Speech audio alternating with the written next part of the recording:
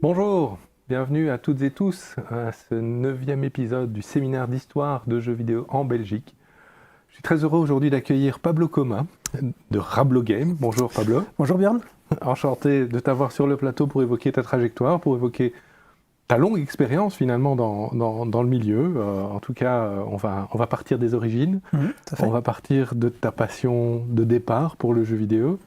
Puis on va retracer progressivement ta carrière jusqu'à ton travail sur Outcast New Beginning chez Apple et pour ton travail aussi au sein de la structure que tu diriges, Rablo Games. Tout à fait. Commençons par le commencement. Tu es né en 1980. C'est ça, oui. Ouais. Et quelle a été ta première machine et la première machine de jeu auquel tu as pu accéder? Alors j'ai la chance d'avoir un grand frère qui était technophile, je veux dire. Déjà à l'époque, il était un grand féru d'informatique. Et donc, avant l'âge de mes 6 ans, ça remonte un petit peu, je pense que je devais avoir 5-6 ans. Mon frère avait fait l'acquisition d'un ZX Spectrum, qui est un micro, comme on appelait ça à l'époque, donc une machine de jeu. C'était un petit ordinateur avec un petit arc-en-ciel sur le côté, je m'en rappelle encore. Et des touches en gomme, non? Oui, c'est ça, elles étaient très particulières, les touches, c'était en gomme, c'était très agréable au toucher, et c'était très particulier. Pour taper, c'était pas évident. C'était pas le mieux, mais bon, on essayait des trucs. Mais oui, alors je me rappelle pas vraiment les jeux auxquels j'ai joué là-dessus, parce que ça remonte vraiment il y a très longtemps. Mais on peut dire que tu as baigné dedans directement. Voilà, j'ai quand même, je pense quand même y avoir joué, et aussi j'ai vu mon frère y jouer sur cette machine, et je pense que c'était mon premier contact avec les jeux vidéo. Et puis ensuite, quels sont les premiers souvenirs réels alors? Oui, à peine un an ou deux plus tard, ma mère en 86, je pense, a fait l'acquisition d'un XT, donc c'était un PC mais très ancien, avec une carte graphique CGA, tu vois, avec les 4 couleurs, on pouvait changer, soit c'était cyan pétant et mauve pétant avec du blanc, c'est ça. Ou alors c'était vert et bleu, mais tout archi pétant et assez particulier. Les yeux qui brûlent. Ouais. Mais donc oui, c'était ce PC. Par contre, j'ai joué dessus pendant vraiment très longtemps, et là je m'en rappelle très bien parce qu'on avait toute une série de jeux. Je me rappelle plus trop comment on les avait acquis à l'époque, mais on n'en parlera pas. Laissons ça voilà. dans l'ombre. Mais en tout cas, c'était beaucoup de petits jeux, au fait, des très petits jeux. Je me rappelle qu'il y avait Bruce Lee, des choses comme ça. Enfin, vraiment des jeux très très simples.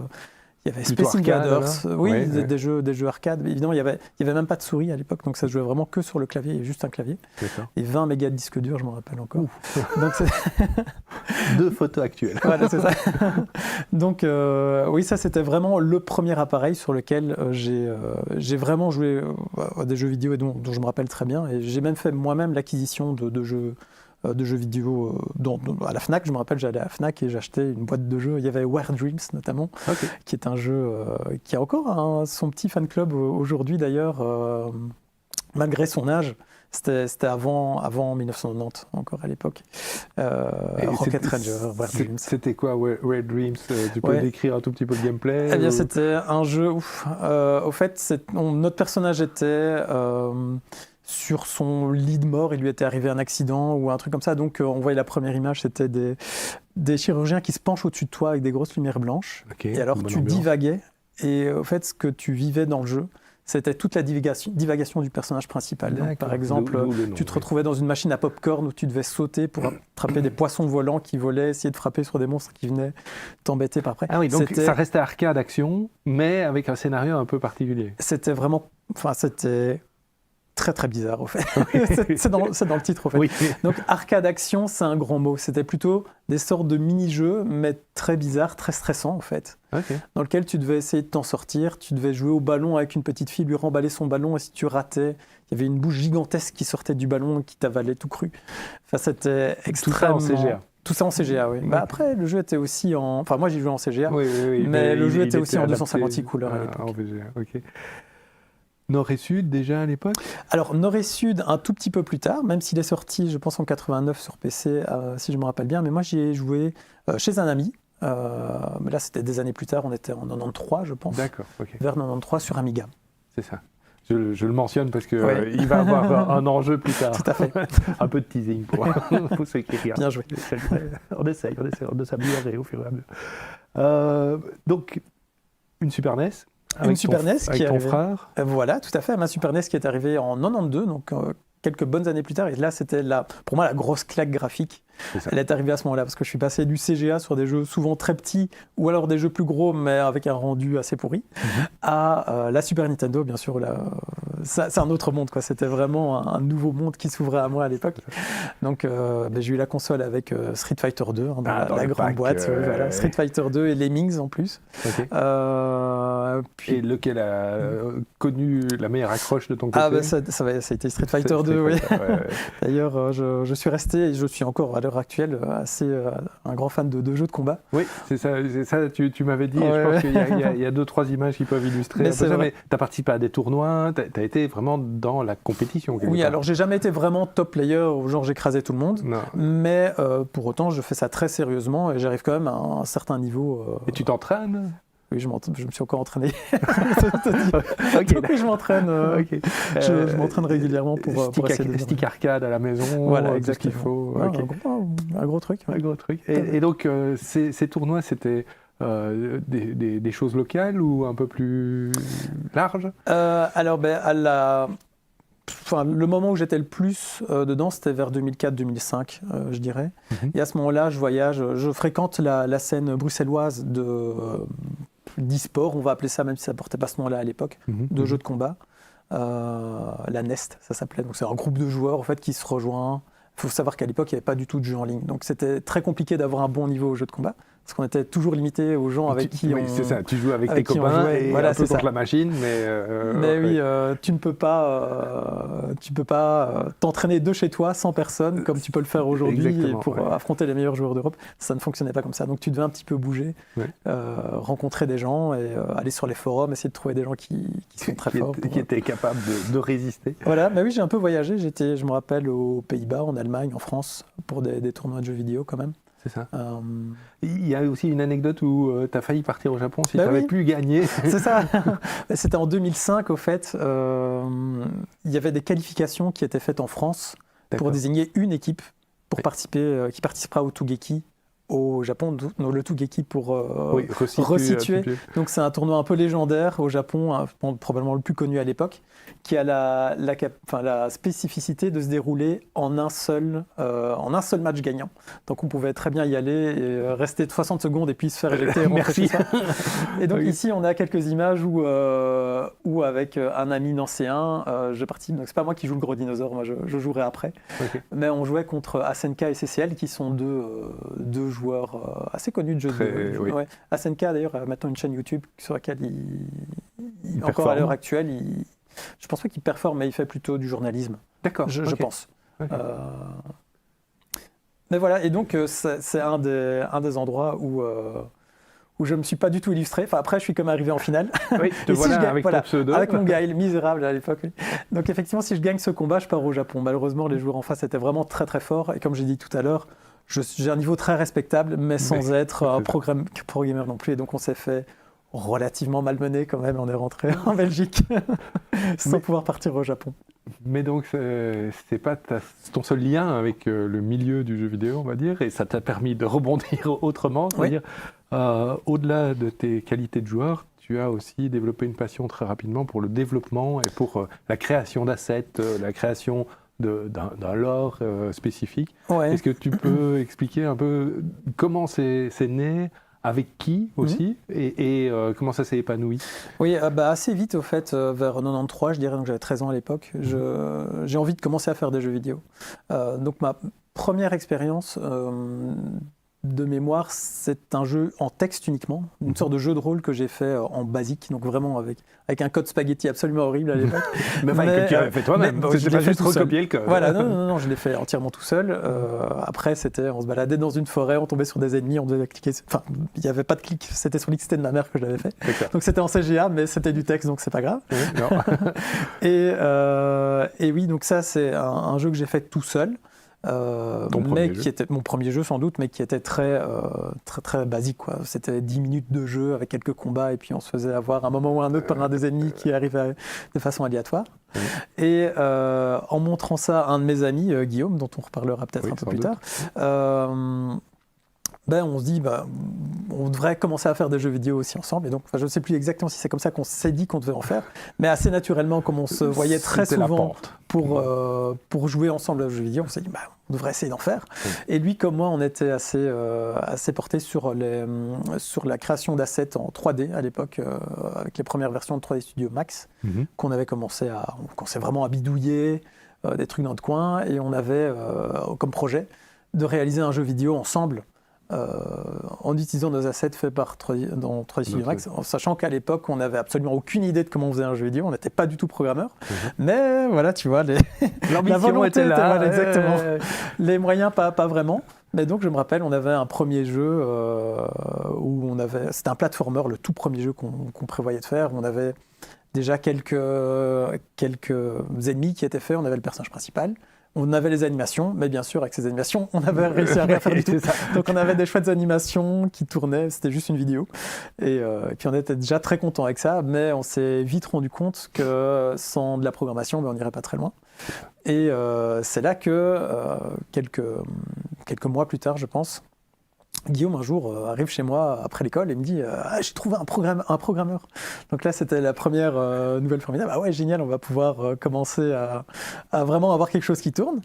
Et donc, ce deuxième ami, Michel, avec qui je suis encore en contact aujourd'hui, comme Guillaume, c'est ça qui est fou, c'est des gens qui t'ont accompagné quasiment tout au long de ta carrière. Tout à fait, ouais. Pour des projets à géométrie variable, qui ont abouti ou pas. Bien en général, non. Voilà. Non, ils ont à quelques exceptions près. Mais généralement, et donc, Michel entre en scène. Voilà, et on s'entend tout de suite très bien avec lui, et ça va être mes deux meilleurs amis pendant toute mon adolescence et quand je serai jeune adulte. Et quel type de projet faisiez-vous ensemble Donc, avec Guillaume, c'était un projet de platformer en 2D, mais avec des graphismes en 3D, qui n'a jamais abouti. Puis après ça, je me rappelle, il y en a eu beaucoup, on avait un projet de point and click, dans lequel le héros était un gars qui avait plus le sou et qui devait fuir, trouver à s'échapper face à un huissier qui lui courait derrière. Mais c'était tout en point and click, donc après ça n'a jamais été très très loin, je suis désolé. Donc je te parle de projets mais qui sont restés vraiment à l'état. J'aime comme tu vends en fait l'idée. Oui, mais il y avait des images, je les ai pas retrouvées malheureusement, mais il y avait des visuels qui étaient faits, qui existaient. Enfin, c'était des visuels faits en 3D avec mes compétences 3D de l'époque qui étaient vraiment pas extraordinaires, mais il y avait quand même des visuels. Ce jeu a existé dans mon imagination à un moment. Et on a travaillé un peu dessus. Tout à fait. Et donc, voilà. Après ces secondaires, tu te lances dans des études artistiques. Tout à fait. À Saint-Luc, Bruxelles. C'est ça. Donc, tu viens pas au départ de là. Tu habitais où Moi, si, j'habite à Bruxelles. Tu habites à Bruxelles, c'est ça. J'habite à Bruxelles. Et donc, tu t'inscris là-bas. Et là, tu cultives ta passion pour l'illustration et ce genre de choses. Je n'irai pas jusque-là. Disons que j'apprends l'illustration, mais c'est vrai que, quand j'étais plus jeune, clairement, quand j'ai 13-14 ans, je lisais Lucky Luke en boucle et je m'entraînais sérieusement à dessiner. Malheureusement, mes compétences en dessin sont... Ok, par rapport au commun des mortels, ça va, je me débrouille, mais pour autant, je ne suis pas extrêmement doué en dessin. Mais ce qui te caractérise, c'est quand même ta modestie, parce que tu dis que tu as un bon niveau, mais pas excellent en dessin, en jeu, et tout ça, c'est intéressant. Bref. Et donc, mais oui, tu dis que tu n'es pas très bon, mais que tu fais quand même ça, Luc. Voilà, oui. J'ai quand même réussi les études, donc je ne suis pas si mauvais que ça non plus. Et puis on va voir que ça va quand même te servir dans ta trajectoire par la suite. Donc... Tout à fait. Mais oui, j'apprends le dessin, l'animation, à Saint-Luc, Bruxelles. Donc je sors de là en 2003, donc ça remonte déjà un petit peu. Et là, il y a déjà des projets qui sont vraiment portés par toi, d'autres personnes autour de toi. Est-ce que tu peux en évoquer l'un ou l'autre ? Tu parles de mes projets étudiants ? Les projets étudiants et peut-être le projet GBA. Oui, tout à fait. Alors, déjà, mon travail de fin d'études, dont on voit peut-être à l'écran... Il va arriver, voilà, il y a toujours léger décalage. Malheureusement, je n'ai pas retrouvé l'animation, mais j'ai quelques images de ce que j'avais fait à l'époque qui... Ça a mal vieilli, on est d'accord, mais bon, pensons que j'ai fait ça, c'était en 5 mois, c'était absolument tout seul, et c'est un film d'animation qui dure 2 minutes.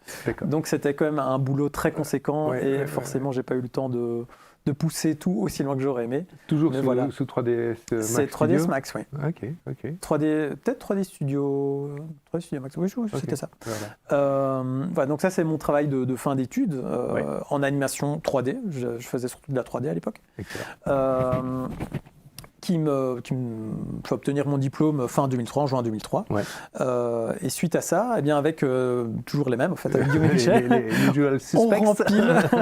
on rempile, parce que moi, forcément, moi j'ai fini mes études, donc il va être temps de trouver un boulot, et je me dis, j'aimerais quand même bien essayer de faire un jeu vidéo. Donc on est suivi aussi par un programme d'accompagnement à l'ULB, je me rappelle très bien, pour essayer de créer notre structure. D'accord, un genre de spin-off, enfin c'est pas spin-off dans ce cas-là, mais d'incubateur, oui. Quelque chose comme ça, c'était juste c'est pas vraiment on allait sur place pour travailler, c'est plus on a des réunions régulières toutes les 2 semaines, un mois, avec des professionnels de l'industrie pour essayer de nous faire passer le pas et de créer notre structure. Et il y a déjà à l'époque des professionnels de l'industrie qui seraient prêts à vous accompagner, parce que j'ai eu l'occasion de discuter avec d'autres personnes à peu près à la même époque qui se plaignaient du fait qu'il n'y avait pas justement de structures vraiment très établies. Alors ici, c'était vraiment une collaboration dans le cadre...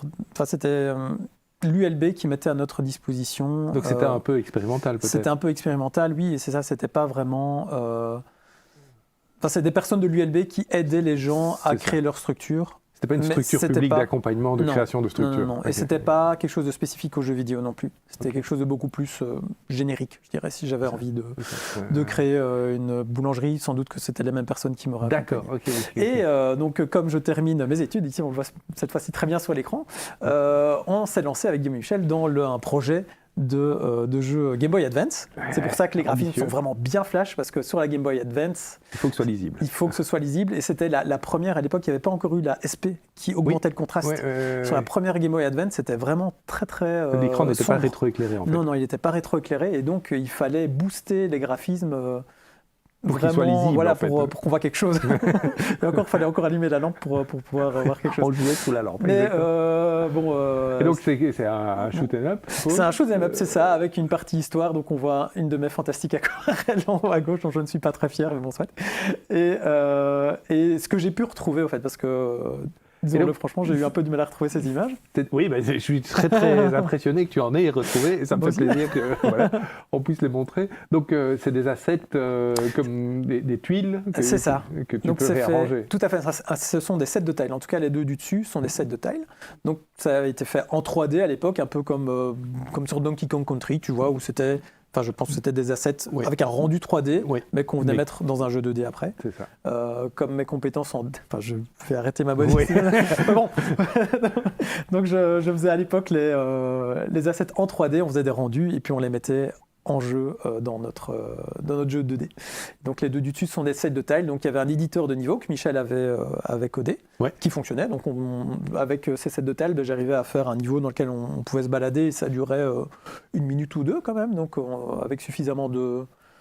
Enfin, j'arrivais à agencer tout ça pour essayer de créer un peu de diversité, essayer de faire un peu de narration environnementale, disons, où il se passait des trucs. Même si ça a l'air très basique comme ça. Et ce jeu a abouti à un prototype Oui, on avait un prototype jouable. Donc on avait 2 niveaux. Donc les 2 niveaux qu'on voit ici, on pouvait se balader dedans. Il y avait les ennemis qu'on voit là qui nous tiraient dessus. On devait éviter les tirs, on devait leur tirer dessus. On avait un gameplay sympa, tu vois, avec L et R. Enfin, dans un shoot'em up, on avait essayé d'inventer un petit truc où tu te dirigeais gauche-droite avec ton vaisseau.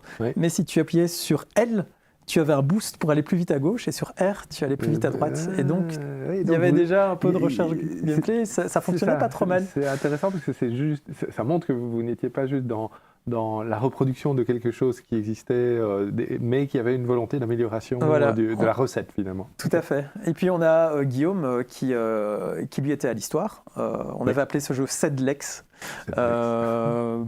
Je ne sais plus pourquoi, mais ça avait sûrement une histoire. Et donc il avait commencé à écrire une histoire, il y avait c'était un shoot'em up, mais avec une part narrative assez importante. Donc on allait découvrir plusieurs personnages et se balader dans cet univers. Et qu'est-ce qui a fait qu'il est resté en suspens ? Les aléas de la vie. Donc il y a eu un événement très précis ici, c'est que la copine de Michel est tombée enceinte. Et du jour au lendemain, elle nous a dit je vais devoir arrêter de déconner. Je vais devoir arrêter tout, et simplement le projet a pris fin comme ça. Mais ceci dit, il a pris la bonne décision, bien sûr. Bien sûr. Mais c'était dommage pour le projet, mais voilà. Oui, enfin, ça a permis d'accumuler un début d'expérience. Tout à fait. De ton côté, tu vas chercher je cherche du boulot. Donc, dans ce cadre, j'essaye d'augmenter mon portfolio avec ici des assets en low poly que j'étais en train de faire, donc ici une sorte de centaure pour lequel je m'entraîne. Donc ça, c'est juste après être sorti de Saint-Luc où je m'entraînais à faire de la 3D low poly dans le but de éventuellement rejoindre une équipe de développement de jeux vidéo à l'époque. À l'époque, le low poly, c'était très low poly. Donc... Il y avait 4 polygones. Pour un visage, un peu plus. Un tout petit peu plus. Mais, donc on était à l'époque des cartes graphiques qui se succédaient tous les 6 mois et qui doublaient de puissance. J'ai jamais trop été dans ce business-là, je t'avoue, donc je ne sais pas exactement. C'était 2003. Ouais, c'est un peu après.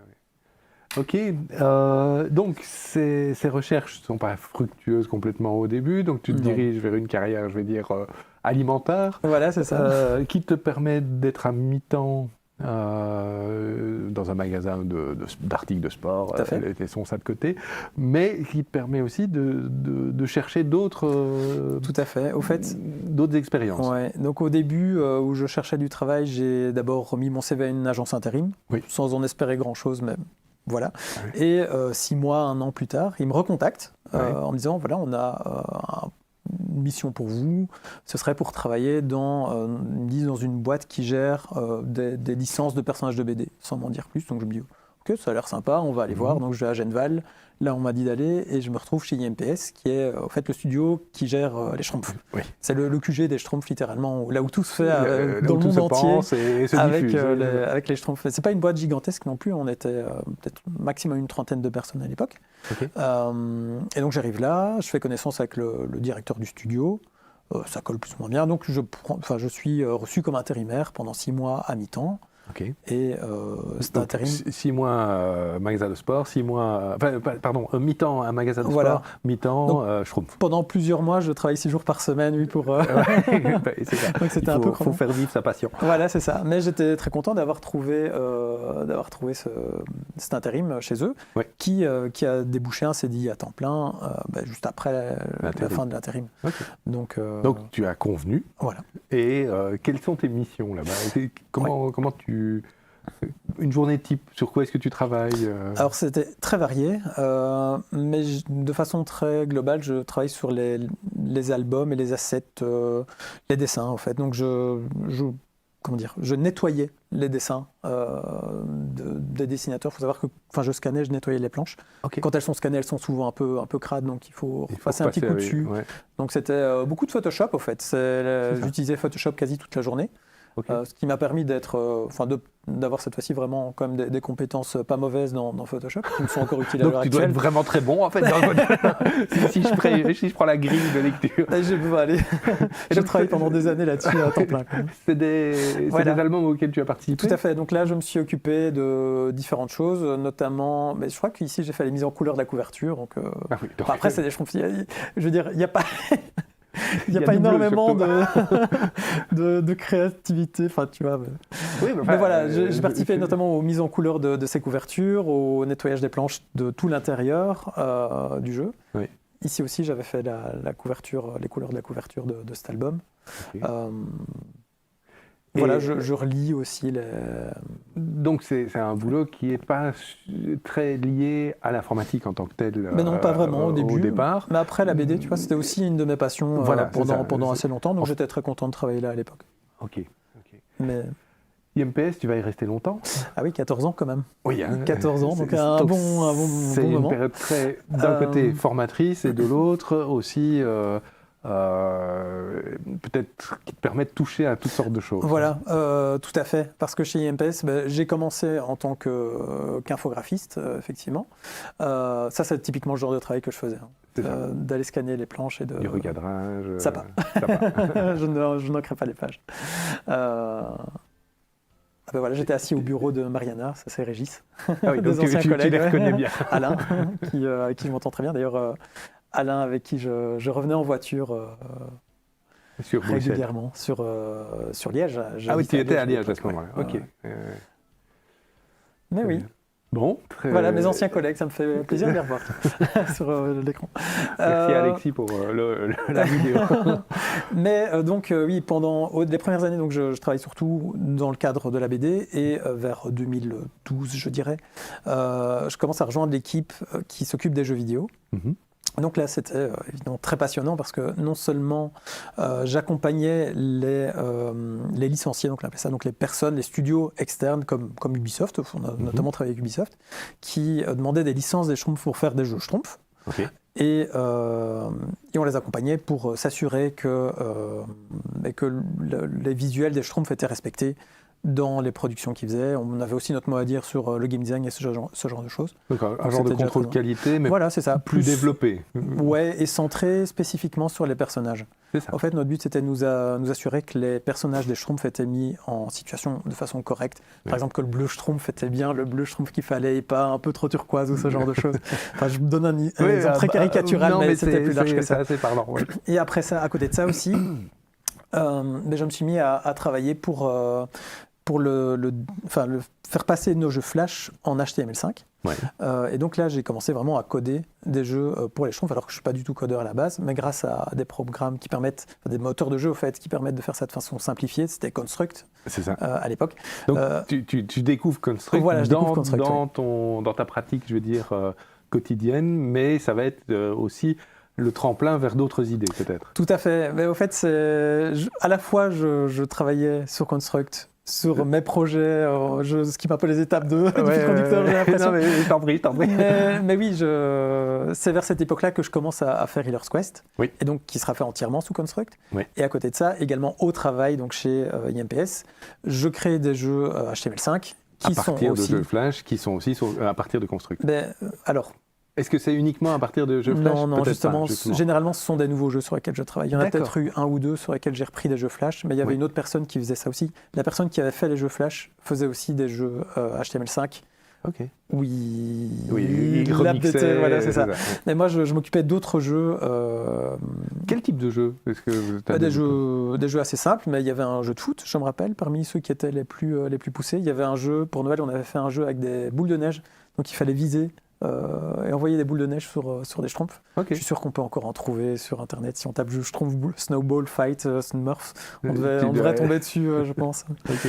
Et ce type de jeu était disponible gratuitement. Oui. C'était la grande époque des jeux en ligne disponibles via navigateur. Le but, c'était de promouvoir l'image. Voilà, de promouvoir l'image, d'avoir peut-être du passage sur notre site Internet. Et aussi, c'était des jeux pour lesquels des licenciés, donc des plateformes de jeux en ligne, probablement. Je n'étais pas vraiment dans le business, mais je pense que c'était pour des plateformes de jeux en ligne, nous demandaient des jeux Schtroumpfs, et alors ils avaient un contrat avec le département légal, donc ils avaient le droit d'exploiter la licence et d'avoir ces jeux sur leur plateforme pendant un certain temps. Donc un job quand même qui se rapproche progressivement le jour, je veux dire, du développement de jeux vidéo, et puis la nuit. Ton ambition de créer des jeux n'est pas tarie pendant la journée, donc tu te lances dans ta propre société. C'est ça, tout à fait. Alors, je ne sais pas à quel point tu veux que je prenne ça au début ou si... Prends depuis le début, revenons à l'ambition de départ, parce qu'on va avoir des lignes parallèles qui sont dessinées progressivement, mais là, il me semble que Rablo Games, c'est une partie importante de ta carrière et qui mérite vraiment qu'on s'y arrête longuement. Ok, mais je pense que peut-être le mieux, c'est de repartir de plus ou moins 2007, quand je commence à prendre des cours de musique. Oui. Donc là, je suis en train je travaille chez les Schtroumpfs déjà depuis 4 ans. Oui. Et après journée, je commence j'ai très envie d'apprendre à composer. D'ailleurs, c'est très rigolo, je t'en avais pas parlé. Mais en fait, la raison qui me donne vraiment envie d'apprendre à composer, c'est le jeu Eternal Sonata. Qui est un jeu dans lequel on suit l'aventure de Chopin, qui est aussi sur son lit de mort. Tu vois, il y a un fil conducteur du motif. Voilà, c'est ça, qui est sur son lit de mort et qui rêve aussi, d'ailleurs, et qui arrive dans un univers où tout est fait de musique. Et c'est un jeu très imaginatif, mais surtout qui met en avant le travail du compositeur. Il y avait des scènes dans lesquelles le gameplay s'arrête complètement, et donc on a un passage historique dans lequel on apprend c'est limite davantage. Un ludo-éducatif. Je ne le verrais pas comme ça parce que c'est quand même limité cette partie par rapport au gameplay. C'est un RPG le reste du temps qui était plus ou moins bien, mais ces parties ludo-éducatives dans lesquelles on avait des textes qui nous racontaient la vie de Chopin dans certaines situations tout en nous faisant passer les musiques de Chopin m'ont vraiment donné très envie d'apprendre à... Je ne sais pas pourquoi, m'apprendre à composer de la musique. En fait, j'avais déjà un peu cette envie avant, mais ce jeu a terminé de me donner cette envie et de faire en sorte que je voulais devenir compositeur après l'avoir terminé. Et donc, c'est ce que j'ai fait. Et pendant presque 5 ans, je passe le plus clair de mon temps à apprendre la composition. Donc je suis des cours de composition, de piano, j'ai terminé mes études de solfège que j'avais entamées quand j'étais plus jeune. J'ai fait des cours d'improvisation, d'harmonie, contrepoint, enfin la totale. C'est carrément une réorientation totale de la carrière. Oui, tout à fait. Mais à ce moment-là, je souhaite devenir compositeur. Compositeur, voilà. C'est mon but, pas spécialement même pour le jeu vidéo. À l'époque, le jeu vidéo, je l'ai laissé un peu de côté. Mais que ce soit pour le film ou peut-être pour le jeu vidéo ou même juste pour composer soit des chansons, soit de la musique sérieuse, appelons ça. D'ailleurs, je vais participer à des concours de musique sérieuse, un concours qui s'appelle Coup de vent, par exemple, auquel j'avais envoyé une de mes compositions pour orchestre avant. Je ne m'y suis pas du tout illustré, mais c'est pas grave. Ça fait partie du parcours et de la formation, en tout cas. Tout à fait. Voilà, et tout ça me mène à septembre 2012. Où je tente d'entrer au Conservatoire de Bruxelles parce que c'est l'étape suivante que mon professeur de composition m'avait dit ça va être très facile, t'inquiète pas, ça a les doigts dans le nez. Et donc mon but c'est d'aller prendre un mi-temps chez les Schtroumpfs et de suivre à mi-temps les cours du Conservatoire de Bruxelles en composition. Malheureusement les examens d'entrée se passent pas exactement comme prévu. Je me ramasse assez lamentablement à l'écrit, si bien que la pièce instrumentale que j'ai mis 2 mois à composer avant l'examen. En fait, mon écrit est tellement mauvais qu'ils ne veulent même pas. Ils ne veulent même pas t'écouter ou t'entendre. Ils m'ont pas donné ma chance de leur faire écouter ce que j'avais composé. Donc effectivement, c'est un peu un coup dur, tu vois, pour moi à ce moment-là. Donc finalement, ton plan de vie qui allait vers là est remis en cause. Et je le remets vraiment en cause parce que j'ai pour habitude de me dire que si je vois que quelque chose ne fonctionne pas, c'est peut-être que c'est pas la peine de trop pousser là-dedans. Et le fait que je pensais vraiment avoir une carrière à faire là-dedans et de rater un examen d'entrée que j'aurais dû réussir facilement, je me suis dit, c'est peut-être pas une bonne idée finalement. Et donc j'ai essayé de prendre ce que j'avais acquis à l'époque, c'est-à-dire quand même une connaissance assez importante de la composition musicale et d'utiliser ça pour autre chose. Et là, je me suis dit, écoute, si je ne peux pas créer la musique pour des autres, pour les jeux vidéo des gens ou pour des films, je vais faire mon propre jeu et je vais en composer la musique. C'est quand même une motivation particulière de dire je viens aux jeux vidéo non pas parce que finalement c'est ça qui m'intéresse au plus près, mais c'est pour la partie musicale. Mais tu vois, quelque part c'est vrai, mais enfin présenté comme ça en tout cas. Mais j'entends bien qu'il y a d'autres motivations. C'est plus que je n'étais plus là-dedans depuis quelques années, mais pour autant je continuais quand même à jouer moins qu'avant, mais je jouais encore aux jeux vidéo à cette époque-là, et c'est quand même ma passion première depuis très longtemps. Donc c'est pas comme si je venais. En fait, comme si je me disais tiens je vais faire du ski et je vais devenir professionnel de ski alors que j'ai jamais skié de ma vie. Tu vois, c'est quand même pas exactement pareil. C'est presque un retour à quelque chose qui est je ne vais pas dire rassurant, mais que tu as l'impression d'être plus dans une zone de confort, le jeu vidéo. Peut-être, oui. Okay. C'est vrai qu'au moment où je commence à faire de la musique, je n'y connais pas grand-chose. Enfin, j'ai fait un peu de solfège et de flûte traversière quand j'étais enfant, mais sans avoir poussé très loin. Et donc c'est vrai que le jeu vidéo, c'est peut-être un peu plus une zone de confort. Aussi, il faut savoir que j'ai étudié l'animation et les arts graphiques de façon générale, donc ce point-là n'est pas un problème pour moi. Non. Surtout que depuis chez les Schtroumpfs, là ça fait 8 ans déjà que je suis chez les Schtroumpfs, que je travaille sur Photoshop 8 heures par jour pendant 8 ans. De cette partie-là. Donc ça va. Où ça va. Je suis content de m'en parler. Mais donc quelque part, faire la musique, c'est un truc, c'est ça que je veux faire, donc c'est pas un problème. Tout l'aspect graphique, bon, après, quand j'étais plus ou moins jeune, j'ai déjà fait des trucs qui tournaient, et donc je vois plus ou moins comment faire, surtout maintenant avec les années d'expérience en plus. Donc, c'est plus un problème non plus. Il reste la programmation qui elle, était vraiment un problème. Et là, tu n'as pas encore des connaissances en construct et des choses comme ça. Non, je ne connais pas du tout construct. Je ne sais même pas ce que c'est. Je ne sais pas si ça existait encore à l'époque, donc je n'ai pas du tout connaissance de ça. Et le jeu que tu envisages de développer, là, j'ai Lost Spirit of Kale. C'est ça, exactement. C'est bien celui-là. C'est celui-là. Je crois qu'il y a une ILU qui va arriver.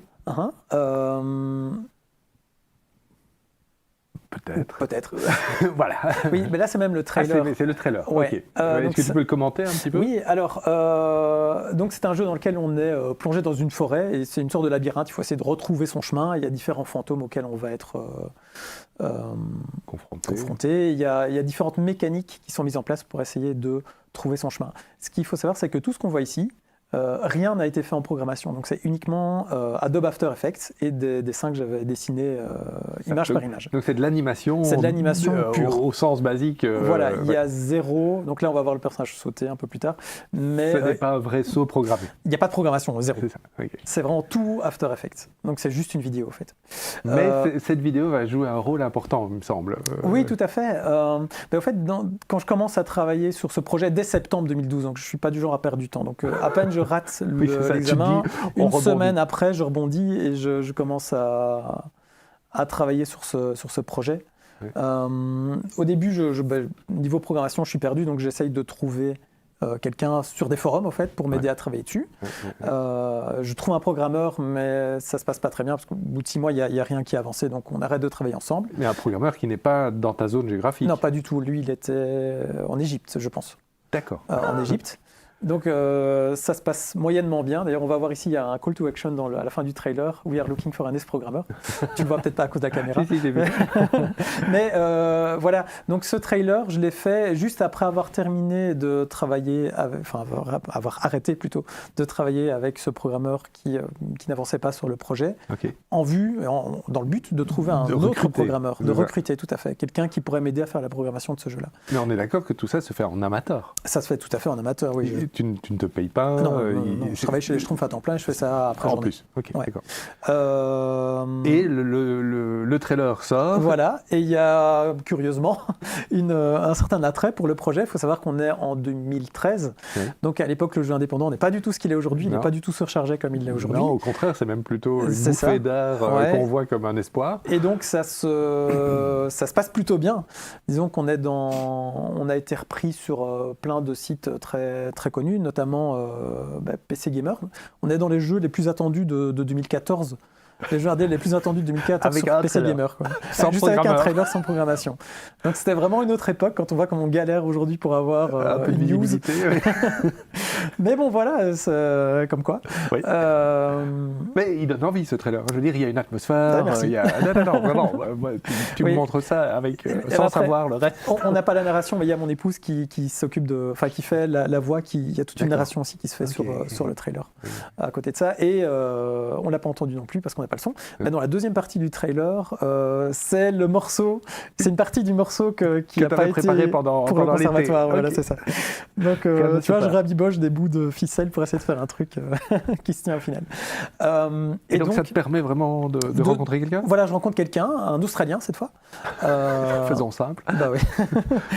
Avec qui ça va plutôt bien coller, en fait. Pendant 2 ans, on travaille ensemble sur ce projet, quand même. Et cette fois-ci, le projet avance, ça commence à être jouable. Malheureusement, c'est pas très rapide non plus, la façon dont ça progresse. Donc, au bout d'1 an et demi, on participe au concours de Monaco de jeux indépendants où on espère faire bonne figure. Et c'est probablement ce qui a signé un peu la fin du projet, c'est qu'on n'est même pas shortlisté, en fait. Il faut dire que le jeu n'est pas vraiment... Il est jouable, mais c'est mauvais, quoi. Ça, c'est pas travaillé, c'est limite jouable. Il y a des trucs qui bougent, mais c'est pas au niveau de ce que ça devrait être pour un concours, donc c'est rien d'étonnant à ça. Toujours est-il que c'est pas très jouable. On a quand même galéré pendant 2 ans pour aller très loin. Moi, j'ai fait énormément d'assets pour le jeu. En fait, je pense qu'à ce moment-là, j'ai pas fini, mais je suis certainement aux 2/3 des assets du jeu qui sont produits. Et la programmation n'est pas vraiment fort avancée.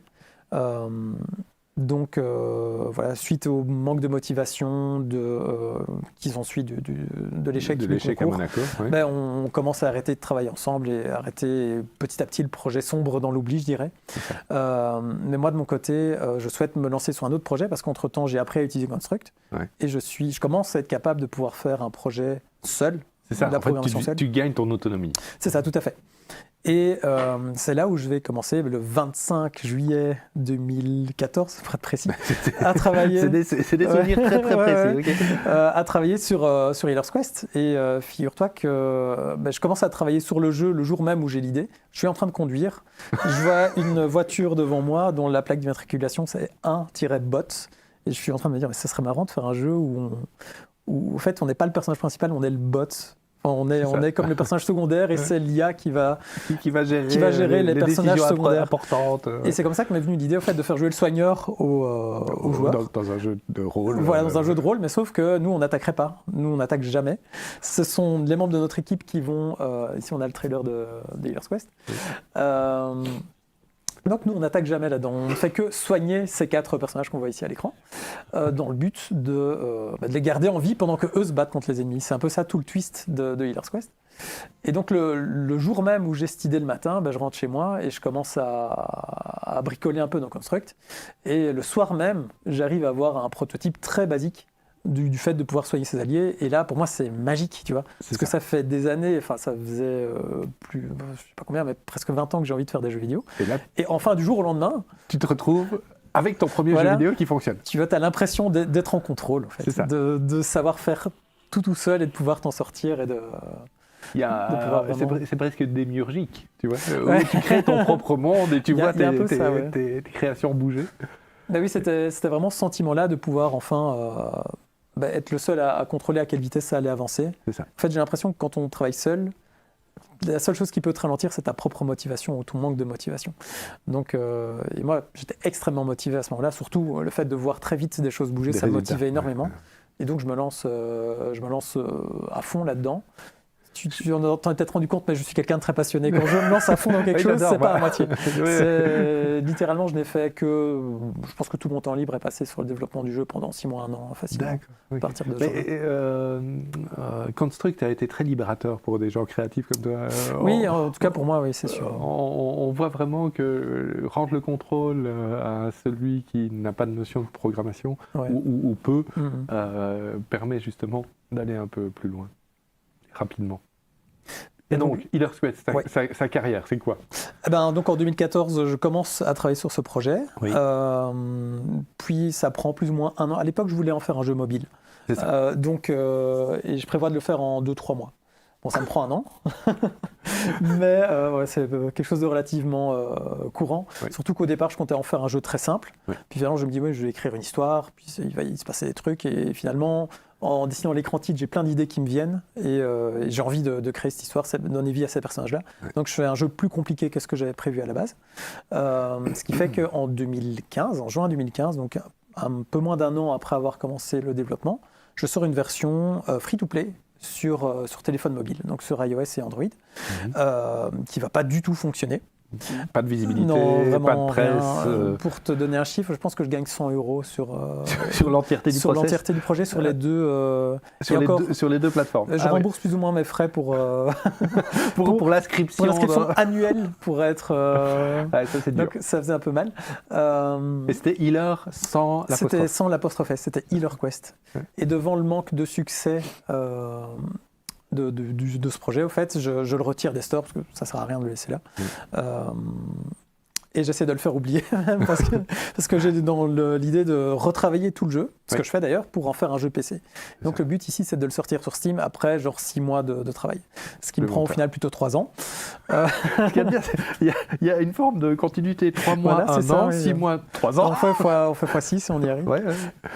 C'est vrai que Necrostory, je comptais le faire en 1 an ou 2, puis ça a pris 6 ans. Donc on va y revenir. Voilà. Bref. Donc Healer's Quest, on a la page Steam. Voilà, c'est ça. Vous pouvez y jouer. Oui, je vous conseille et je vous invite à y jouer d'ailleurs. Moi aussi. C'est très drôle en fait. Il y a un humour à froid. Oui, ça se prend pas du tout au sérieux. Le but, c'est de redorer un peu le blason des joueurs soigneurs en fait dans les MMORPG qui sont souvent qui ont souvent mauvaise presse. Voilà, c'est ça. Et en faisant ce jeu, j'ai essayé de reproduire cette ambiance jeu de rôle dans lequel tes coéquipiers, au fait, vont un peu se moquer de toi parce que tu es le soigneur, tu sers à rien et tout ça. Et donc, il va y avoir pas mal de dialogues que je pense être rigolo entre les différents membres de ton équipe et toi. Plus tu peux choisir ton karma, qu'il soit gentil, méchant ou victime. Et donc, si tu te mets en victime, ça va encore accentuer la chose. Donc, voilà. Et donc, après avoir sorti ce jeu, cette première version mobile, donc 3 ans après, je sors la version Steam. Le 18 avril 2018, que je peux voir. Il est là, affiché. Oui, c'était le 18 avril 2018, effectivement. Donc, un peu moins de 4 ans après avoir commencé à travailler sur le projet. C'est ça. Ouais. Et ça fonctionne pas trop mal, en fait. Oui, là, tu as de la presse. Oui, là, il y a de la presse. Après, bon, c'est pas non plus quelque chose de mirobolant. Hein. Non, mais j'ai vu Polygone, j'ai vu... Oui, voilà, il y a eu Polygone, tout à fait. C'est pas que les Happy Few et les gens qu'on connaît autour de soi. Oui, tout à fait. Il y a eu quand même pas mal de retombées médiatiques, en effet. Notamment, surtout, ce qui a vraiment aidé, c'est que Zerator a fait un run complet sur le jeu en live, dont il a fait des vidéos YouTube. On le voit ici d'ailleurs. Ouais. Et donc, ça a été vraiment très, très bien pour le jeu, surtout qu'il a adoré le jeu. Donc ça a aidé à vraiment le jeu à se faire connaître, à atteindre plus de personnes et avoir de la visibilité. C'est ça. Et donc, ça, c'est toujours en amateur. C'est toujours en amateur, oui. Tu crées ta structure de jeux vidéo ? Pas encore. Pas encore. Ici, donc, c'est en avril que le jeu sort. Oui. Et en juin, j'annonce à mon travail que je prends un mi-temps chez les Schtroumpfs parce que ça rapporte quand même un peu de sous. Donc, je me dis, je vais continuer les Schtroumpfs à mi-temps. Oui. Ça ne rapportait pas assez pour que je puisse commencer à libérer complètement. Voilà. Oui. Mais je me dis, je peux diminuer un petit peu et puis je vais aussi faire mes jeux l'autre mi-temps. C'est ça. Je me rapproche petit à petit de mon objectif qui est bien sûr de faire mes jeux indépendants à temps plein. C'est ça. Et là, tu fréquentes aussi, au niveau des sociabilités, différents lieux en Belgique qui te permettent de rencontrer un peu cet écosystème qui est en constitution. C'est ça. Là, ça fait déjà assez longtemps que je le fais. J'ai commencé en 2015. La première Made in Asia. Donc au début dès le début d'Earth Quest. C'est ça. Ouais. Assez tôt, je commence à fréquenter les apéros jeux vidéo qui sont à Liège, les Brotaros à Bruxelles, les différentes rencontres. Enfin, je vais à pas mal d'événements. Si bien que je connais effectivement pas mal de personnes dans le milieu. Et après la sortie d'Earth Quest, il y a aussi au Quai 10, il y a le mois du jeu belge qui se fait là-bas. Oui, c'était avec... qui organisait ça ? C'était Julien Hanard qui organisait ça. Il était au Quai 10 à l'époque. On le salue d'ailleurs. Salut. Et donc, oui, c'était organisé par Julien Hanard. Et donc, il y a plusieurs jeux belges qui étaient là, dont Healer Quest et dont aussi Outcast Second Contact, qui était que Frank Sauer et Yves Grollet étaient venus présenter sur place. Qui était un reboot finalement du Outcast 1 et du Outcast 1.1 finalement. Exactement. Qui avait déjà connu un genre d'adaptation quelques années plus tôt. C'est une deuxième adaptation effectivement du premier Outcast qu'ils avaient sorti en 1999. Oui. Et donc ils ont refait tout l'aspect graphique du jeu pour l'adapter au moteur moderne. Tout à fait. Et donc là, vous vous rencontrez. Oui. Et comment ça se passe ? Les contacts se passent bien ? Ils sont encourageants par rapport à ton jeu, je suppose ? Oui, moi j'ai l'occasion de voir le jeu qu'ils font aussi. Oui. C'est super intéressant. Donc Yves m'explique un peu ce qu'ils ont fait, qu'ils ont repris le moteur de l'ancien jeu pour changer et qu'ils ont changé tout l'habillage, au fait. Oui. Puis moi j'ai aussi l'occasion de leur parler un peu de Healer Quest. Donc Healer Quest, je leur montre le jeu, je leur dis... Notamment que c'est un jeu que j'ai fait tout seul. Oui, c'est important. Ce qui est important pour Yves, parce que Yves est quelqu'un qui apporte une grande importance aux gens qui font les choses plutôt que de faire ou d'être à 5. Enfin, il aime bien le fait que quelqu'un fasse tout un projet seul de A à Z. Et je suppose que c'est là que tu nous emmènes. Oui, j'essaye de t'emmener là. En tout cas. Je prends cette direction que tu m'offres. C'est que, après avoir rencontré Yves, quelques mois après, c'est en janvier 2019, donc on est plus ou moins 8 mois après la sortie de Healer Quest, où je reçois un mail. C'était le premier, tu vois, j'ai la mémoire des dates, le 1er janvier 2019. Ah oui, celle-là, elle est facile. Elle est facile à retenir, où je reçois un mail de Yves qui me propose, tiens, est-ce que ça t'intéresse de venir nous rejoindre chez Apple Studio à Charleroi pour être game designer sur Outcast 2, qui commençait tout juste à créer à l'époque. C'est ça. Donc c'était vraiment le tout début. Ils avaient signé quelques semaines auparavant. Donc, et signé avec THQ Nordic. Avec THQ Nordic, qui était l'éditeur.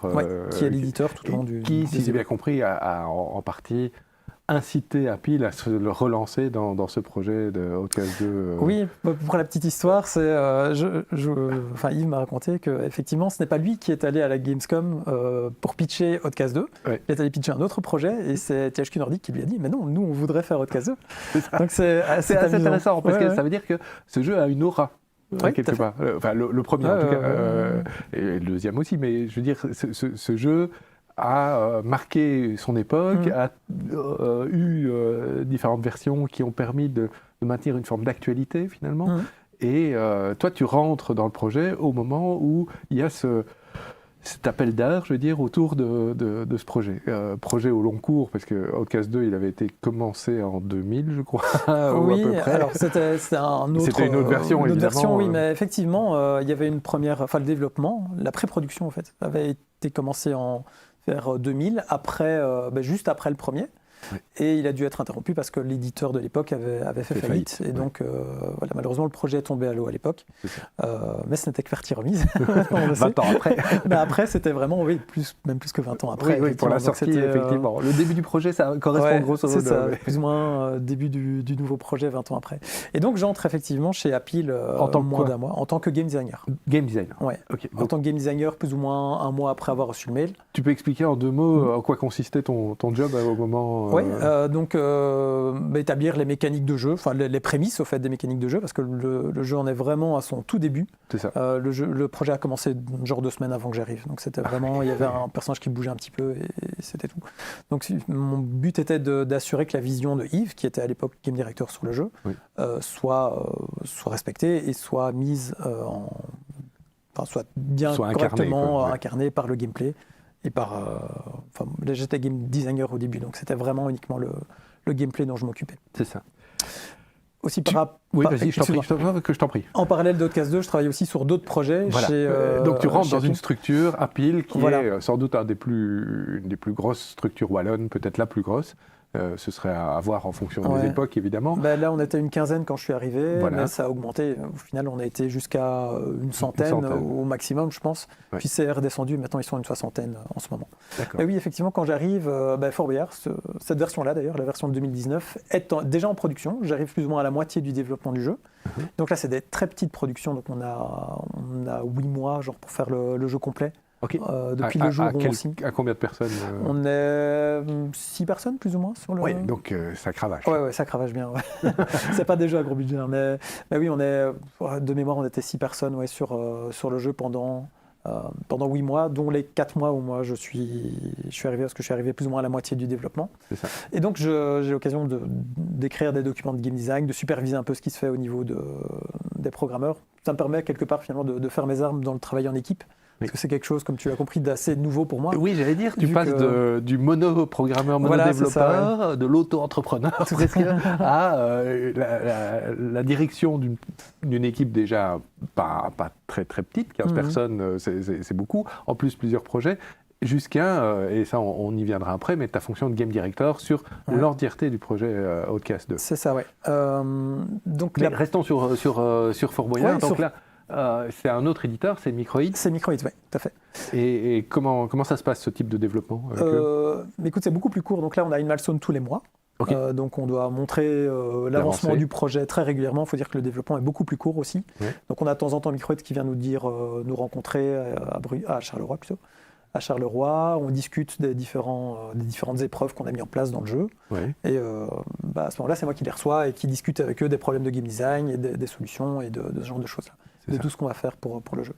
Ici, il faut dire que c'était un projet très rapide, mais on continuera ça avec d'autres projets Microids, en fait, parce qu'après le premier Fort Boyard, on rempile pour une deuxième version qui s'appelle Escape Game Fort Boyard, ici. C'est bien. Okay. Chez nous, c'est Fort Boyard Nouvelle Édition. Ça, c'est la version américaine, plutôt, Escape Game Fort Boyard. D'accord. Plus développé, qu'est-ce qui change fondamentalement? Donc on double à peu près le nombre d'épreuves, et aussi on ajoute un mode multijoueur local. Donc il y a certaines épreuves auxquelles on peut jouer à 2 en même temps. Okay. Mais pas le cas ça reste le même moteur graphique. C'est le même moteur de jeu, oui, tout à fait. On a repris le premier jeu, On a amélioré les choses qui existaient et on a rajouté des choses, mais ça reste le même moteur. Vous développez sous quel moteur? Un moteur propriétaire? Alors celui-là, c'est Unity. C'est Unity. Mais Outcast, c'est Unreal. Unreal, oui. Ouais. Alors, d'autres jeux que tu vas coordonner. Voilà. On avait dit que Nord-Sud et les tuniques bleues reviendraient à la charge. Voilà, les voilà. Donc oui, j'étais très content de pouvoir travailler sur ce jeu-là, parce que comme on l'a mentionné rapidement, effectivement, c'est un jeu auquel j'ai joué en étant ado, chez Guillaume, sur son Amiga. Oui. Et donc, on a passé des très bonnes après-midi là-dessus. Donc j'étais très content de pouvoir m'occuper du remake de ce jeu, qui a été fait avec Microids, mais aussi en même temps que Escape Game Fort Boyard. Donc, on a fait les 2 jeux en même temps, après le premier Fort Boyard. Donc c'est plus ou moins vers septembre 2019 qu'on commence les 2 jeux. Et les 2 développements vont durer 9 mois pour Fort Boyard et un peu plus pour Nord et Sud. Là aussi, c'est Microids qui... C'est Microids aussi, oui. Et quel est le principe du jeu dans ce cas-ci? Est-ce que tu respectes ce qui avait été créé au départ, ou bien est-ce que tu il y avait eu, au fait, Apple avait fait une première version du jeu où il s'éloignait un peu de la version de départ. Oui. Puis finalement, avec l'éditeur et après discussion, on a décidé de revenir un peu plus proche du jeu original. Et donc, on a gardé les batailles vraiment très très proches du jeu original, avec cette vue pas vraiment top-down, mais avec une petite perspective. Donc avec nos différentes unités qu'on peut... Enfin, on peut passer de l'une à l'autre, en fait. Enfin, je ne vais pas rentrer trop dans les détails gameplay. Non, mais on voit l'idée. On est resté très proche du jeu original. Par contre, certaines séquences avec les trains et les forts qui étaient assez rustiques dans le jeu original, là, on a fait quelque chose de tout à fait nouveau. Donc là, on est parti sur des phases à la première personne, des phases de tir à la première personne pour ces phases-là. D'accord.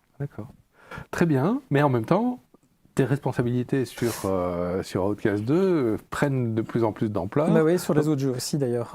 Sur d'autres jeux aussi. Sur ceux-là aussi. Tu deviens en fait progressivement le game director de différents projets d'Apple. Au fait, comment ça s'est fait, ce passage de l'un à l'autre? Parce que tu l'as souligné, t'as pas fait des études de manager, t'as pas fait des études de programmeur, mais en même temps, à un moment, tu deviens le référent de toute une série d'équipes complémentaires au sein du développement du jeu. Oui, je pense que c'est le poste de game designer. Il faut savoir aussi qu'à l'époque, j'étais le seul game designer chez Apple. Oui. Et la boîte avait déjà quand même grandi. On était une trentaine de personnes. Donc, oui, 1 an après avoir été embauché, Yves me propose au fait de prendre plus de responsabilités par rapport à la gestion d'équipe. Je pense qu'il m'a vu faire, il m'a vu interagir avec les gens. C'est ça. Et effectivement, j'ai aucune formation là-dedans. Mais on sent une bienveillance. Je pense que c'est les soft skills qui priment, je pense, dans ce genre de position. Oui. Et donc, Yves m'a proposé de devenir game director sur les différents projets. Donc, en commençant par les projets Microids, donc Escape Game Fort Boyard et Nord et Sud. Oui. Et après, une fois que ces projets-là étaient terminés, on a empilé sur Outcast. Venons-en d'ailleurs à Outcast pour avoir quelques images et peut-être le trailer. Donc, l'ambition est vraiment de renouer avec ce jeu qui a marqué une génération. Je me souviens, quand il est sorti, c'était un jeu très désirable, qui ne tournait pas sur tout, parce que c'était en voxel et il fallait un gros processeur pour... Il n'était pas évident à faire tourner. Voilà, c'est ça.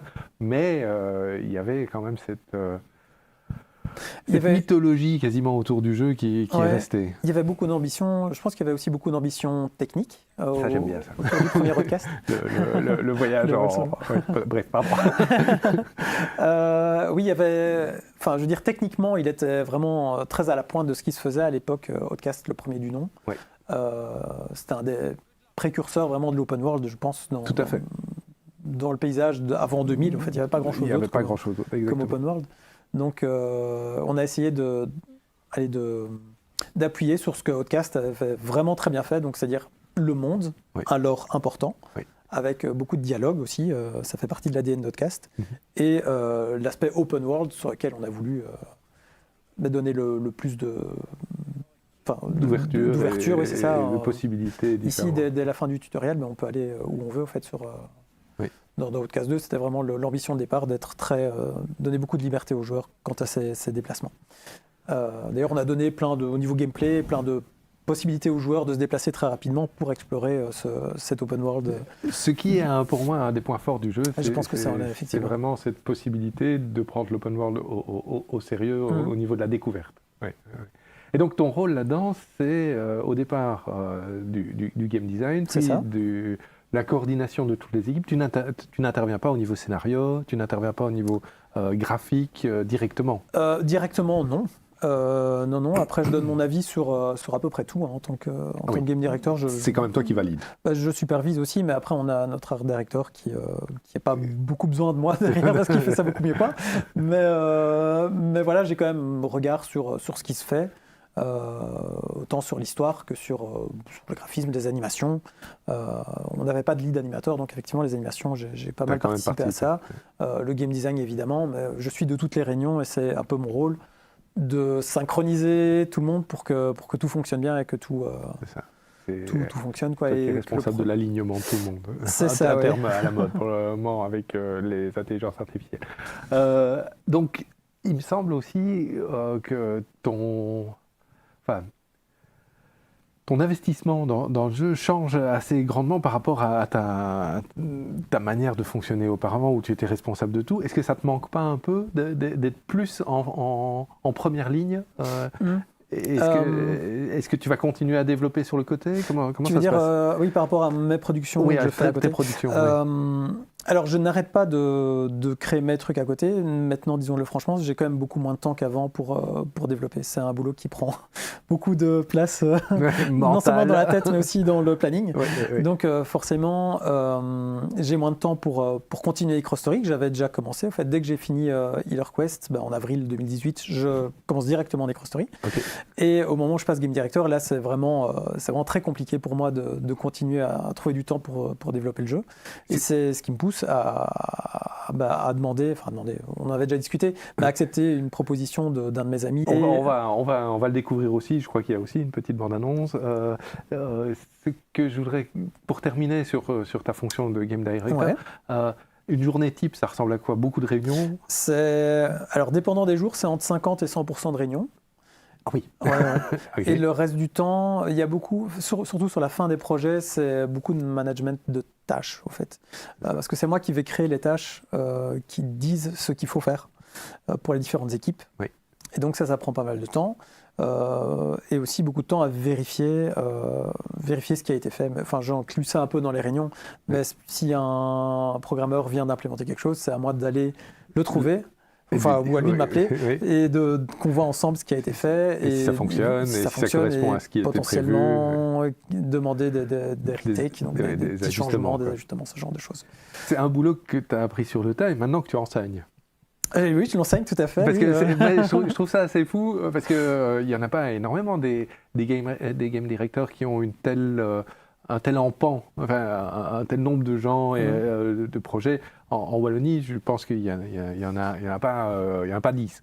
Et donc, ce qui est intéressant, c'est de voir que maintenant, l'écosystème wallon prend conscience du fait que c'est pas mal d'avoir une petite formation sur ce genre de questions. Et donc, tu enseignes ça à la HEAJ. Oui, tout à fait. Oui, c'est un cours assez nouveau, parce que je pense que il n'y a pas des tonnes de cours de game director qui se donnent, de game direction qui se donnent. Simplement parce que je pense que c'est quelque chose qui est assez dur d'enseigner. Oui. On peut donner des pistes, des pistes, des astuces. Je peux donner ma façon de voir les choses. Mais j'ai pas ambition en 16 ou 20 heures par an de faire de mes étudiants des game directors chevronnés, tu vois. Non, bien sûr. C'est comme dans tout cours, je pense que tu montes la voie et puis après... Ça. Et c'était une des choses qui était intéressante, c'est que vu que c'est un cours qui ne se donne généralement pas, c'est aussi beaucoup de champ libre sur en quoi le cours allait consister. Oui. Et donc, en ayant discuté avec Christophe, que tu as reçu il y a quelques semaines, j'ai pu mettre au point ce cours et donc maintenant j'ai beaucoup de plaisir à le donner. C'est vraiment quelques heures. Je tiens à garder mon travail de développeur comme étant mon activité principale. Et je donne, cette année-ci, c'était 16 heures sur l'année. Pour parler de mon expérience. Mais je trouve ça intéressant, cette vocation dans la passation aussi, tu vois, dans le partage d'expérience. Je trouve ça important. Et voilà. Je te remercie aussi d'être venu ici pour parler de tout ça. Je voudrais enchaîner sur Necrostory. Oui. Donc, tu as parlé du fait que tu as continué à le développer jusqu'à la fin du projet de Outcast. Tout à fait. Outcast se termine pour toi en mars 2023 ? En mars, oui. Le 1er avril, je termine chez Apple. Et 1er avril 2024. Donc 2024, oui, pardon. Ouais, donc de cette année-ci, donc en mars, le 15 mars, de mémoire, le jeu Outcast New Beginning sort sur toutes les plateformes. Et je reste 2 semaines pour faire un peu le suivi. Mais après ça, donc le 1er avril, oui, j'arrête. Donc j'avais déjà annoncé à Yves depuis assez longtemps, depuis 1 an et demi avant de partir, que j'allais partir après la fin du projet. Mais que tu voulais finir le projet. Je voulais le terminer, tout à fait. Donc il y a eu des reports, mais je suis resté à chaque fois qu'il y a eu des reports. Les reports, donc c'est quand ça a été THQ Nordic qui dit c'est pas fini ou qui vous donne 9 mois de plus ou ce genre de choses. Au fait, c'est... Oui, explique-moi comment ça se passe. Ça. C'est pas vraiment qu'ils disent c'est pas fini, c'est nous qui nous rendons compte, oui, il nous faudrait quand même un peu de temps en plus parce qu'on n'est pas vraiment arrivé au résultat qu'on veut. Et effectivement, c'est à THQ Nordic de trancher. Est-ce que, oui, on reporte et donc on allonge du budget en plus pour les quelques mois supplémentaires. Voilà, c'est ça. Ou est-ce qu'on en reste là et on se grouille et on doit sortir le produit, même si, enfin, en l'état, quoi. Et donc, ils vont pas pousser pour un crunch monstrueux pour que vous finissiez. Voilà, ils vous ont quand même. On crunch pas chez Apple. Donc, c'est bien de le dire. Non, on crunch pas du tout chez Apple. On n'a jamais fait de crunch.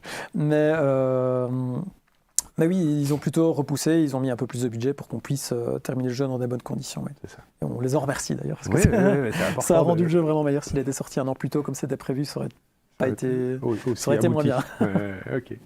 Et donc, tu avais annoncé à Yves que tu terminerais à la fin du projet pour te consacrer à Necrostory. Est-ce qu'on peut dire que c'est la suite de Healer Quest ? Comment tu le présentes ? Pas vraiment, non, c'est un autre univers. C'est le fils spirituel de Healer Quest. Je le présenterai plutôt comme ça. Donc, c'est pas une suite, c'est un autre univers, c'est des autres personnages. Le style graphique est le même, l'humour reste assez similaire. C'est ça. Mais voilà, le gameplay est aussi un peu similaire finalement. Ça reste des combats en semi-tour par tour, semi-temps réel, où tout le monde agit à sa guise et nous on dirige un seul personnage et on doit essayer de tirer notre épingle du jeu pour faire en sorte que notre équipe sorte victorieuse. Mais au-delà de ces similarités, c'est quand même un gameplay relativement différent. Donc ici on va plutôt attaquer nos ennemis, on doit essayer d'attraper leur âme, puis il y a toute une partie collection de créatures un peu à la Pokémon dans lequel il faut attraper un certain nombre d'âmes de créatures pour créer un réceptacle d'âmes. Et en les amenant dessus, on peut après les prendre dans notre équipe et se constituer notre propre équipe de monstres. Mais au niveau du gameplay basique, je dirais, ça reste relativement proche de Healer's Quest. C'est ça. Disponible en démo sur Steam, une date de sortie. Il n'est plus en démo, mais il est disponible sur Steam. Oui, pardon. Depuis le 7 octobre, il est sorti. Je lis bêtement mon conducteur, mais en fait, j'ai un mois de retard. Mes excuses. Donc, la réception la réception critique très bonne. Plutôt très bonne. J'ai l'impression qu'il y a aussi un engouement, c'est dans la continuité, mais ça apporte différentes choses. Oui, beaucoup de gens qui ont bien aimé le jeu, des bons retours même de la presse, meilleurs même que Healer's Quest, donc là-dessus on est très content. Après, au niveau financier, c'est un peu plus compliqué.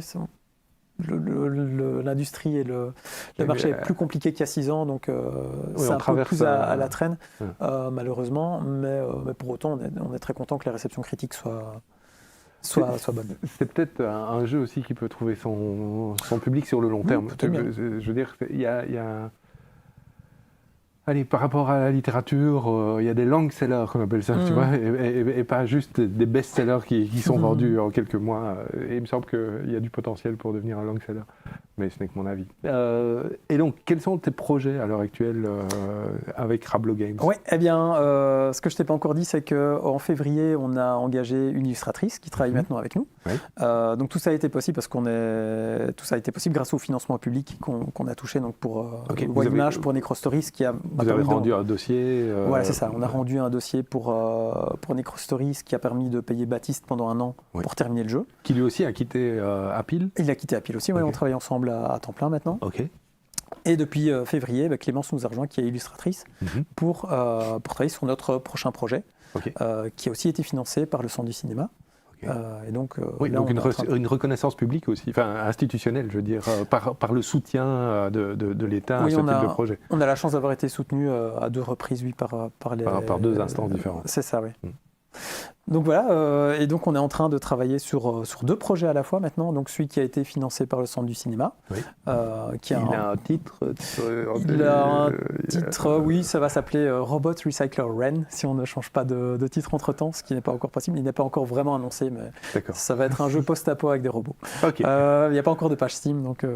Donc on change complètement d'univers. C'est complètement un truc très... Oui, c'est très différent, oui. D'accord. On change complètement. Et au niveau style graphique, oui, ça on garde. On garde le style graphique. Vous gardez. Et l'humour aussi un peu moins. Ce sera un peu plus sérieux, peut-être celui-ci. On est en train de travailler là-dessus. Mais ce sera un peu moins. Donc ça, c'est l'équipe de Rablo Games. C'est ça, une illustration de Clémence avec notre équipe, avec Clémence, moi et Baptiste. Oui. Et donc, donc on a ce projet-là qui a été financé. Et à côté de ça, il y a un autre projet que j'ai commencé, figure-toi, en 2015, dont je ne t'ai pas parlé, mais qui est en train d'arriver tout doucement à maturité. Et donc, on prévoit de même sortir celui-là avant Robot Recycler Ren, puisqu'il arrive déjà... Et comment s'appelle-t-il, celui-là ? Il s'appelle Jolt, avec 2 T. Mais il n'est pas encore sur Steam non plus. Non plus, bientôt. Mais tu restes sur des développements Steam, jeux PC... Steam, jeux PC, et avec le même style graphique. Le même style graphique. Oui, c'est ça. Et est-ce que vous envisagez, par exemple, de décliner ça sur Switch à un moment, ou est-ce que c'est pas du tout dans les projets de passer à une distribution console ? Alors, ce projet, c'est assez compliqué. Mais au niveau de l'organisation interne, tu vois, Baptiste et moi, on était occupés sur Necrostory ces derniers mois. Oui. Clémence a déjà pu avancer sur le nouveau projet, sur Robot Recycler Ren. Oui. Donc, on a beaucoup d'avance au niveau graphique par rapport à la programmation. Oui. Donc, maintenant, Baptiste est en train de commencer la programmation du nouveau gros projet. Oui. Et pendant ce temps, comme Clémence a déjà bien avancé, elle avance sur les graphismes de l'autre side project qui, lui, est fait dans Construct. Jolt. Et donc en ce moment, on est en train, Clémence et moi, de travailler là-dessus et on aide Baptiste, mais c'est surtout Baptiste qui avance sur le nouveau gros projet. Donc il y a 2 projets qui sont menés de front. Voilà, c'est ça. Il y a 2 projets qui sont menés de front ensemble. Très bien. Écoute, je te remercie pour ce premier tour d'horizon de toutes tes actualités et ce qui t'a mené là. Merci de m'avoir invité à parler de mon expérience. J'ai quelques questions du chat, si tu veux bien qu'on prolonge encore un petit peu. Allons-y. Comment le style graphique de Lost Spirit of Kill, Healer Quest ou Necrostory est-il né ? Très bonne question. Alors, j'étais chez les Schtroumpfs à l'époque. Et figure-toi qu'avec mes collègues illustrateurs, on faisait des tests à certains moments pour des nouvelles brosses dans Photoshop, ce genre de choses-là, pour essayer de trouver des nouveaux styles graphiques pour appliquer notamment aux Schtroumpfs. Oui. Et il y a une des brosses sur laquelle j'avais vraiment flashé, j'aimais vraiment bien travailler avec. Et j'ai tenté de faire des dessins en utilisant uniquement cette brosse-là. Et ça donnait un style très, très doux, en fait, comme ce qu'on voit ici à l'écran. Oui. Vraiment quelque chose de très pelucheux, on appelle ça. Exactement. J'allais le dire, si tu ne le disais pas, je l'aurais qualifié comme ça. Et voilà, du coup, j'ai vraiment bien accroché. Puis les réceptions du public étaient bonnes à ce style graphique-là. Donc j'ai commencé à le développer pour Lost Spirits of Kael. Et puis je l'ai repris pour le prochain projet, Healer Quest, et puis également les autres.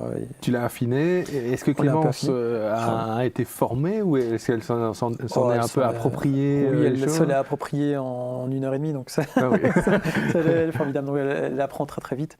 Mais c'est pas si dur que ça, tu vois, c'est surtout une brosse particulière qu'on utilise, mais les qualités de dessin de Clémence sont très fortes et donc elle, sans aucun problème, elle sait assimiler le style graphique et l'a transcender quelque sorte vers de nouveaux horizons. Tu parles de tes collaborateurs, c'est toujours très positif.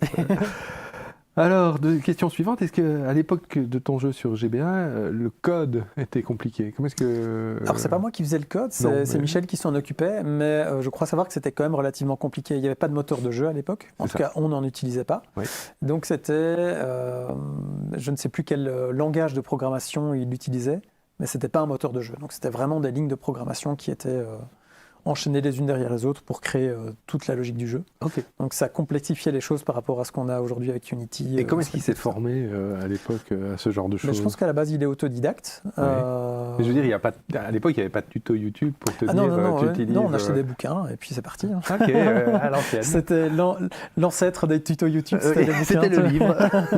J'ai entendu parler. Mais oui, donc il a réussi à faire quand même le moteur, enfin le jeu vraiment et les éditeurs de niveaux aussi qui nous ont permis de créer les niveaux à partir des sets de table qu'on a vu tout à l'heure. Sur laquelle je suis venu mettre un petit copyrighted parce que j'avais peur qu'on vole mes images sur Internet. Aujourd'hui, je pourrais l'enlever, je crois que ça devrait aller. Je pense pas qu'on va me les voler.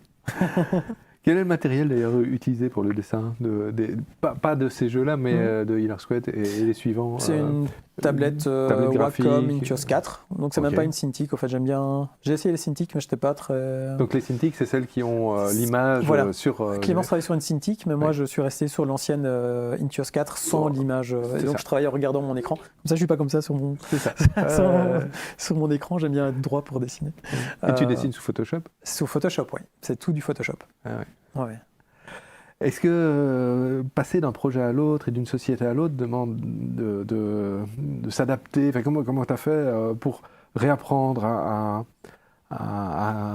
programmer, à coder, à imaginer des jeux, mais aussi à changer de culture d'entreprise peut-être? Enfin, le fait d'avoir quasiment 2 vies parallèles, comment est-ce que tu as mené ça à bien?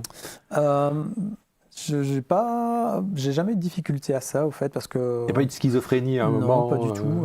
Déjà, j'ai commencé à faire les jeux vidéo après journée.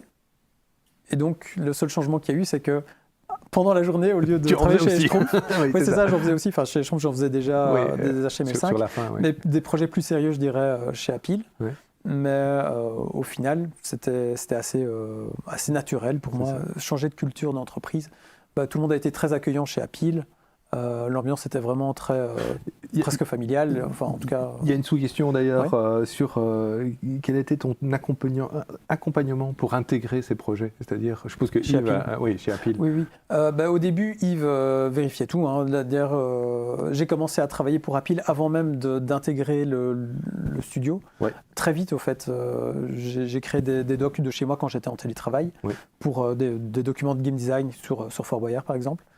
C'est vrai que tu as commencé chez Apple quasiment... Ah non, c'était l'année avant la pandémie. C'est en 2019, oui. C'est ça. Ouais, mais parce que tu parles de télétravail. C'était avant la pandémie. Confronté à ça quand même assez rapidement aussi. Oui, tout à fait, plus ou moins 1 an. Je suis rentré en janvier 2019, donc en mars 2020, on était confinés. Oui, donc ça a été un petit changement, il a fallu faire pas mal d'adaptations aussi. Mais je t'ai coupé dans les docs que tu préparais. Voilà, donc avant même d'entrer vraiment chez Apple, d'être engagé, je crée déjà des docs pour Fort Boyard en tant qu'indépendant. Enfin, j'ai fait 2-3 petits documents de game design pour aider simplement parce que c'était vraiment le rush sur Fort Boyard. donc je pense que Yves a pu voir ce que je savais faire assez rapidement, et même avant que je sois engagé. Oui. Effectivement, les premières semaines, il surveillait comme ce que je faisais. C'est pas qu'il surveillait ce que je faisais. Il m'accompagnait et on discutait ensemble des différentes... On échangeait beaucoup, on faisait des réunions pour discuter de ce qu'on allait faire et ce genre de choses-là. Ok. Alors, on change d'orientation. Comment pour toi le marché a-t-il évolué en 6 ans? Oui, déjà le nombre de jeux qui sortent quotidiennement a quasi doublé. Donc c'est plutôt pas des bonnes nouvelles pour les développeurs en tout cas. Non, pour les joueurs, ça peut être des bonnes nouvelles. Il y a déjà eu l'Indiepocalypse de 2005-2006. Il y a eu plusieurs moments où... Mais là, je pense que c'est une évolution au niveau des nombres. En pur nombre, on continue à être linéaire. Donc forcément, c'est de plus en plus difficile d'être remarqué. Oui. On arrive à un moment où les sites spécialisés sont vraiment débordés de demandes de toutes parts pour avoir de la visibilité de la part des développeurs indépendants. Les publishers avec qui je parle me parlent d'une 20aine de pitchs reçus par semaine, alors qu'ils ont de quoi en choisir parfois que 2, entre 2 et 10 pour les plus gros. Généralement, c'est plutôt entre 2 et 5 par an. Oui. Donc, trouver un publisher, c'est... Pas par semaine. Par an, oui. C'est parce que tu parles de la semaine, et une vingtaine, s'ils en choisissent 2, c'est bien. Mais en fait, non. Ils en reçoivent 1000 par an et ils en choisissent entre 2 et 5. Exactement.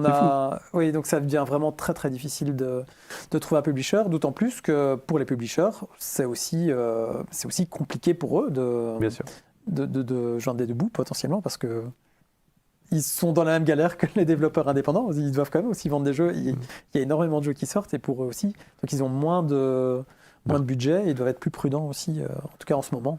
Oui, on sent bien que c'est la crise. Alors il paraît qu'on va en sortir, mais... Oui, j'espère. Ça serait bien. Il faut garder espoir. À quel point est-ce que... Alors, oui, c'est ça. Comment est-ce que tu programmes et que tu planifies tes projets? Jusqu'à quel point est-ce que tu peux multiplier les side projects, etc. Ouais. Comment est-ce que tu es déjà en train de penser au 3e prochain jeu, c'est-à-dire pas les 2 qui sont en développement à l'heure actuelle. Oui. Alors déjà, j'ai une liste Trello où il y a une centaine de projets. Ok. Et chaque fois que j'ai une idée, je crée une carte dans la première colonne qui est toutes les idées. Donc là, il y en a beaucoup. Je ne les ai pas comptés, mais plus d'une centaine, entre 100 et 200, je pense. Okay. Puis j'ai mes idées que j'estime être médium. Et parfois, je les fais passer d'une colonne à l'autre. Et puis, j'ai les bonnes idées, celles que j'ai envie de faire, où il y en a déjà quelques-uns. Ouais. Et parfois, je les fais passer de médium dans les bonnes idées. Et parfois, je dis non, celui-là, finalement pas, et je les refais passer par là. Ouais, c'est intéressant. Et de ce fait, quand je dois choisir un projet, ce qui est le cas en ce moment, enfin, c'est déjà fait, au fait, je regarde ma liste, je relis tout. Et je regarde si finalement j'ai une idée qui est dans la première colonne que je ne passerai pas dans la 3e. Et sinon, je garde ceux qui sont dans la 3e et j'essaie de juger lesquels sont les plus importants, les plus intéressants. Parce qu'effectivement, là, il va falloir que je dépose bientôt un dossier pour un éventuel financement pour un autre projet. Parce que sinon, ça va être compliqué de garder une équipe de 3 personnes, simplement. Bien sûr. Vu que, comme je disais tout à l'heure, Necrostory ne fonctionne pas des tonnes. Ça veut dire que garder une équipe de 3 personnes sur base juste des revenus de Necrostory, c'est complètement impossible. Donc, on est obligé, on reste très dépendant des financements publics. Donc, je suis en train déjà de réfléchir ici pour déposer un nouveau projet de demande de financement en février.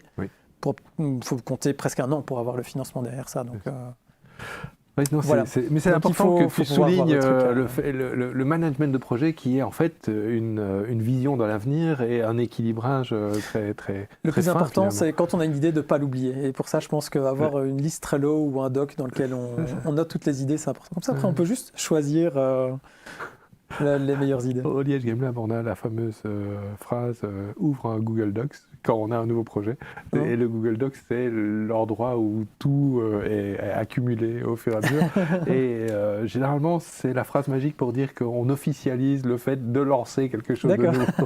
Donc, moi, j'aime bien les listes Trello parce que là, tu peux plus les faire passer d'une colonne à l'autre plus facilement. On sent qu'il y a un pimpage par rapport juste à l'ouverture d'un projet. C'est le fait de pouvoir le classer, y revenir, etc. Okay. Alors, une dernière question, et puis on se quittera.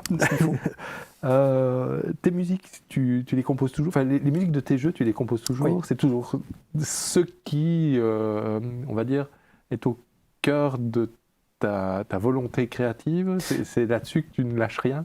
Parce que le graphisme, finalement, tu l'as passé un peu à Clémence. La programmation, tu as trouvé un allié aussi avec Baptiste, etc.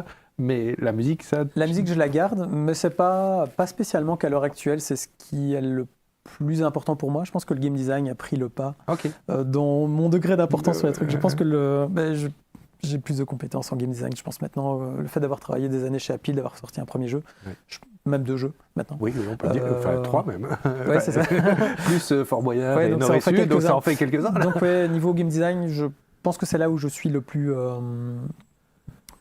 pertinent. Donc c'est plutôt ce qui drive un peu les projets et mon ambition en ce moment. Mais pour autant, je continue à développer les musiques moi-même, même si j'essaye de me remotiver à faire vraiment plein... Enfin, c'est pas une question de manque de motivation, c'est plutôt un manque de temps. À essayer de me motiver à trouver le temps. Libérer du temps. Libérer du temps pour continuer à composer. Parce qu'en fait, j'aime tellement ça que c'est presque comme si je ne m'autorisais pas à prendre le temps de composer alors que j'ai des trucs plus embêtants à faire. Tu vois, je dois mentalement me mettre dans l'esprit. Mais ça reste bien sûr un plaisir. Et donc, quelque part, c'est peut-être pas prioritaire du fait qu'il y a une dimension plaisir. Il y a un peu de ça, mais c'est pas bien parce que là, sur les nouveaux projets, j'ai pas encore de musique. Il faut que j'avance. Il faut que j'avance aussi sur la musique. Donc, je me réjouis à l'idée de pouvoir composer tout ça très bientôt. Très bien, moi je me réjouis de t'avoir invité. Merci beaucoup. Je te remercie vivement pour ta parole, ton enthousiasme et l'exemple très divers et pertinent que tu as pu donner avec les différentes phases de tes différents projets. Grand merci. Je vais continuer les remerciements en remerciant la production de cette émission avec Anissé et Alexis. À la technique, Julien, Yves, Laura, merci à eux. Et toute cette émission n'est évidemment pas possible sans les soutiens institutionnels, le soutien évidemment du Liège Game Lab, de l'Université de Liège, du département Média, Culture et Communication. Tout est financé par le CSRVSH, acronyme ô combien barbare pour dire le conseil sectoriel, donc les fonds scientifiques pour les sciences humaines à l'Université de Liège. Merci au chat, merci au public et merci à Pierre Martin pour la musique. À la semaine prochaine où on reçoit Stéphane Champaillet. À bientôt. Au revoir.